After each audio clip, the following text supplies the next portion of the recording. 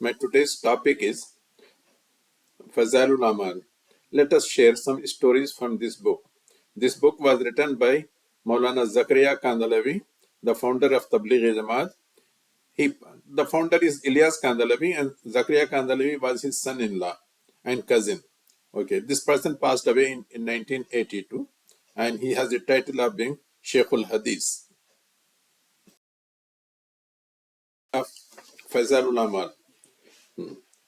To prove that the Prophet is alive in his grave and he listens to us, answers our salam, and sometimes he brings out his hand to greet someone, and on other occasion he gives a chadar, a burdah, or a piece of cloth to a person who came to visit his grave. And if this person forgets a piece of the poem, so the Prophet reminds him, helps him in completing his poem, his khasida. Okay, someone doesn't have any provisions or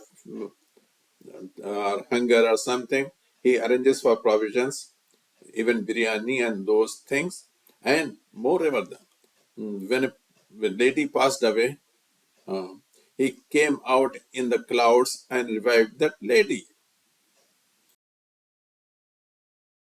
Zakaria Kandalawi writes that the grave of the Prophet is more exalted than any part of the earth, and the portion adjacent to the holy body is even more exalted than the Kaaba itself,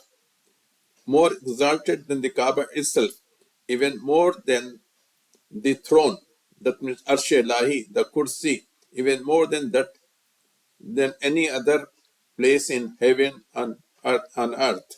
La hawla wa la quwwata. Of Syed Ahmad Rafa'e. This story is also recently the Sheikhul Islam of Deoband, Mufti Taqir Usmani, has this on the YouTube. Yes, it is authentic. Foolish. He says, Hazrat Sayyid Ahmad Rafa'e, when he visited the grave of the Prophet in 555 Hijri, okay, so long story to cut short, the hand of Rasulullah Sallallahu Alaihi Wasallam is stretched from the grave, and in the presence of an estimated 90,000 visitors, did Sayyid Ahmad kiss the hand of the Prophet. La hawla wa la quwwata. Amin.